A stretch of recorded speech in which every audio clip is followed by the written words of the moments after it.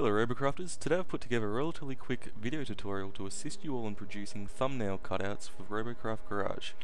This video tutorial requires both Robocraft and Photoshop. Now, we'll skip to the part where we start the new document, assuming that you've already taken a photo or screenshot of the image you want to cut out. So we'll start off by going to File, New. Now with these documents, they normally have the size automatically selecting the screen size that was, or the image size that was captured. So we'll press OK. We'll maximize the image and we'll Control V to paste the image in. Now the handy thing with this image is you can go and zoom in or zoom out with the images on the screen, or if you press Control and Alt and scroll up, you can zoom in, and do the same Control and Alt and scroll down, you zoom back out. Now we'll start off by zooming into the rough area where we're looking at cutting out. Now once we're there, we'll go to the pen tool. Now the shortcut for the pen tool is the letter P. And generally when you start off, if you've never used the pen tool before, it will automatically be selecting on the shape layers. What you'd rather set it up to is the paths. Now we'll select that and we'll get started. So it doesn't matter where you start, just as long as you pick a point.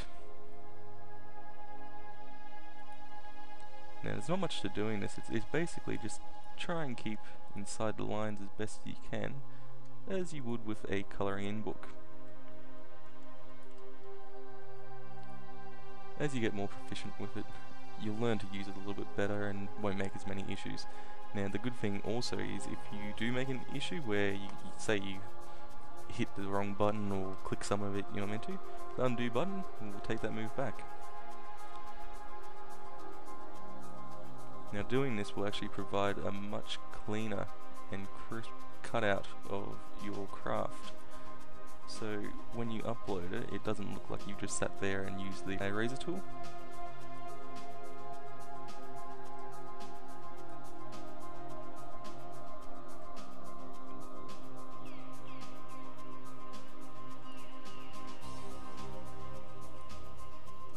I normally include the shadows, and what we'll do is we'll put a layer of transparency on them, so instead of looking so orangey, they'll actually come out looking transparent and somewhat natural.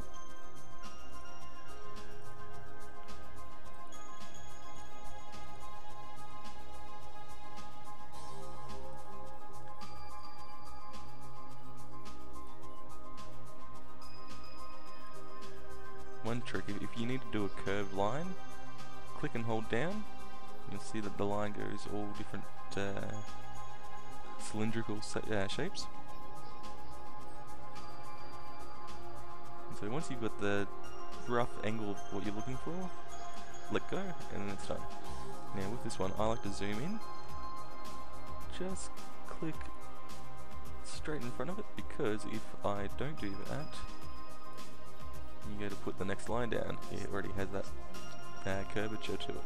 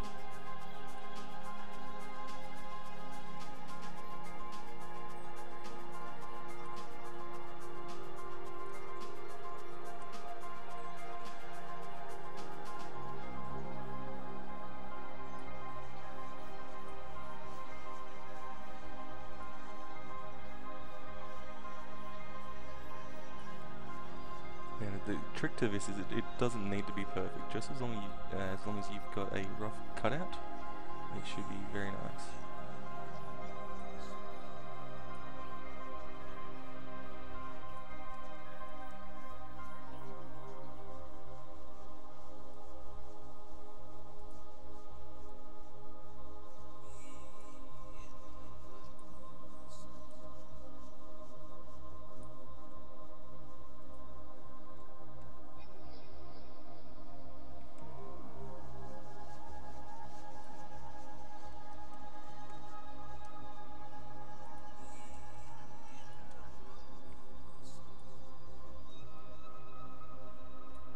Now we'll try and make sure I put as many of the shortcuts that I use into the written part of the tutorial as well, just so it gives you all a better idea of what actions I'm using as well.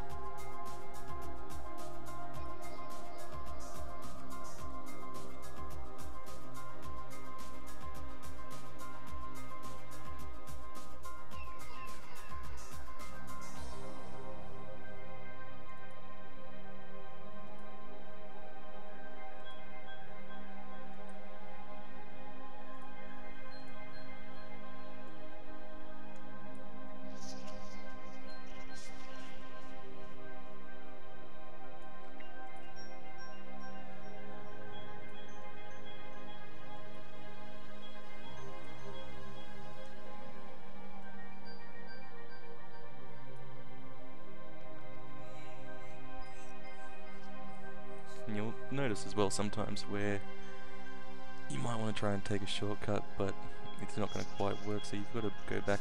The more lines that you put into it, the greater the detail that it's going to have in the end.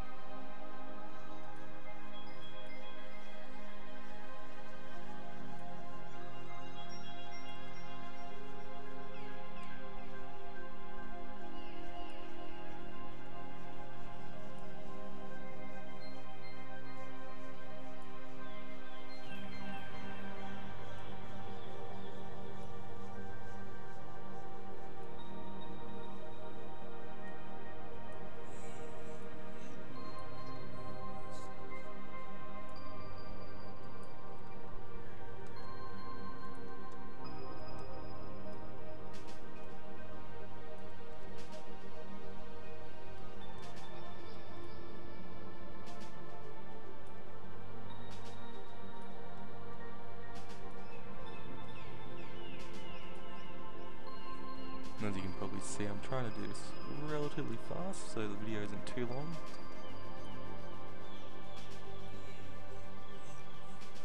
Which is why I'm not too concerned about the details.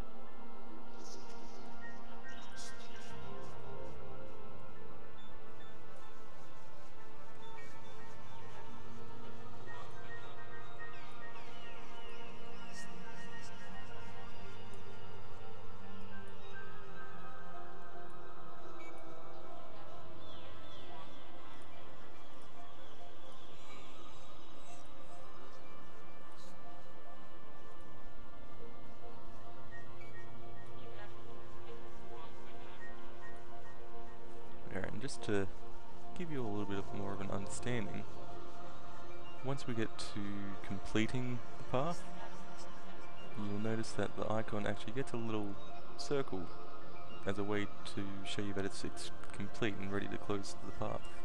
So we just click it, and then we're done with that. So now you should have a full cutout of your vehicle in terms of the path. Now what we're going to do next is right click, go to make selection, leave the feather radius at 0 pixels, and tick anti-aliased. Click OK. Now we will be given a full cutout. So we Control X to cut it out. You'll see that it's gone. We turn the visibility on this layer off. Control V to paste it back in, and there we go. So what I'll do now is spend a few minutes and clean it up a little bit more, and we'll skip forward to the next section when that's ready and move on to stroking and go from there. So now we've got our cutout. I've separated the shadow layers from the main robot layer, as you can see by me turning the visibility on the Robocraft off.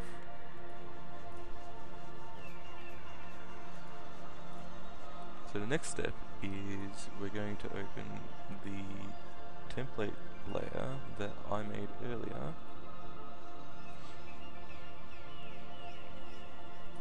Now this is just the basic template that I personally use. You can use whatever one, it doesn't matter in that regard. Now, before we transfer them into the template, what we'll do is I'll show you how to put a black border around the craft itself. So we select our layer, which you can confirm via turning the visibility off and back on. We click down here for the effects panel, just go to stroke. Now automatically it will come up with a stroke size of 3, which we're going to leave, and a color which is red, which we will actually change to black. Now these can be changed at a later point as well. If it doesn't look right, we'll fix it up later. Now for the other layers, so these are all just the little inside and outside sections that needed to be cut out. So I'm going to press Control E, which will actually merge those layers into one layer. So as you can see now, all the shadows are just on their own individual, or sorry, whole layer. Now what we're going to do to make that transparent, there's a couple of ways that you can go about it. There's the opacity, which you can play with, which as we increase and decrease will actually make it more and less transparent respectively. But what we're going to do for this one is just change it to soft light. Now for the moment it's fully disappeared. When we bring the two files in, you can see that it's actually gone with the darker color on the background being the layer that's actually shown. Now with this one, because it's actually an orange from the map that we were on when we took the screenshot, I might actually change it to a different type of transparency. Now we're just going to figure it out as we go. So color burn looks pretty good as a darker blackish sort of layer, and with this we're going to change it from 100% just down to something that looks like it's a shadow but it's not too overbearing.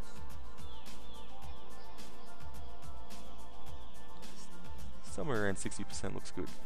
Now with these ones, I normally split them into two layers. First though, I'm going to resize the image by pressing Ctrl and T. Now because I've got those two images in a folder, as I increase and decrease the size, it's still doing that to both layers. If I was to separate them a moment beforehand, it'd only be doing one layer and it might look funny when it's actually completed. So we'll just work out roughly where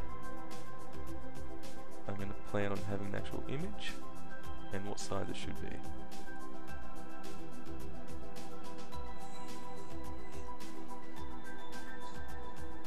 So about there, that looks pretty good to me. Now I like to put the shadow layer underneath the overlays layer, which is something I've already put together. Now the reason I do this is because it looks kind of funny when you have the shadow sitting on top of the text, and it gives it kind of more of a depth to it.